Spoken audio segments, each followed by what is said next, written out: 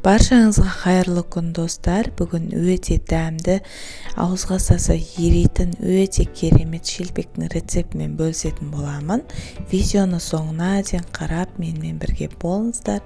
Мінекей өте керемет болып шығады. Жұмсақ. Мінекей жұма мүбәрәк болсын.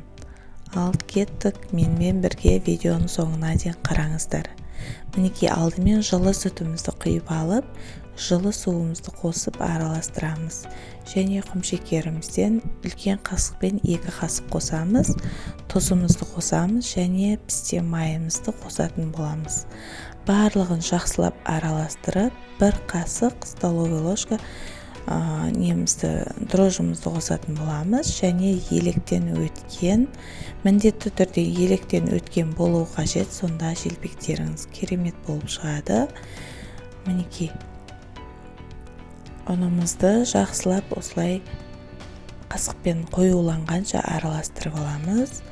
Сосын қоюланып болған соң қолмен араластыратын боламыз. Өте жұмсақ қамыр илейтін боламыз.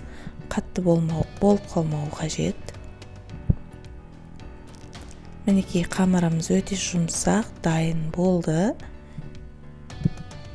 Енді 20-30 минутқа бетін жауып қоямыз. Жылы жерге қойып қоямыз. Мінекей жылы жерге қойып қойды. Қамырымыз ашыды. Мінекей өте керемет болып ашыды. Енді ұнымызды сеуіп, сол жерге қамырымызды төгетін боламыз және бөлшектерге бөлетін боламыз. Достар, каналыма тіркелмеген болсаңыздар, тіркеліп, лайк басып, астына комментарий қалдыруды ұмытпаңыздар. Сіздер қалай жасайсыздар, комментарий қалдырып кетіңіздер. Менімен бірге видеоны соңына дейін қарағандарыңызға рахмет. Мінекей барлығын осындай дөңгелектеп, бөлшектерге бөліп алатын боламыз. Мінекей менде 10 шелпек пісті. 10 шелпекті жақсылап бөлшектерге бөліп алдық. Енді жайып шығатын боламыз. Барлығын дөңгелектеп, бауырсақтың қамырынан жұқалау болады. Сонда шелпектеріңіз өте керемет болып шығатын болады. Мінекей барлығын осылай жайып алып, бетін жауып қоямыз. Сәл тұрған соң, қызып тұрған майымызға осылай шетінен пісіріп алатын боламыз. Шелпекті теспеңіздер. Көтеріліп кеткенде тесіп жібермеңіздер, өйткені ішіне май кіріп кетеді. Май кіріп кетсе, шелпектеріңіз іші май болып неғып кетеді. Болмай қалады. Сол үшін шелпек көтеріліп ісініп тұрған кезде теспеңіздер. Өзі пісіре беріңіздер, өзі пәсетін болады. Мінекей барлығын осылай пісіріп аламыз.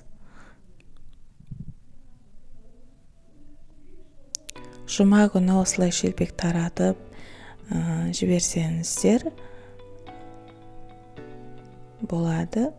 Баяғыда ата-бабаларымыз осылай шелпек пісіріп, жұма сайын, бейсенбі сайын шелпек пісіріп, таратып тұратын болған.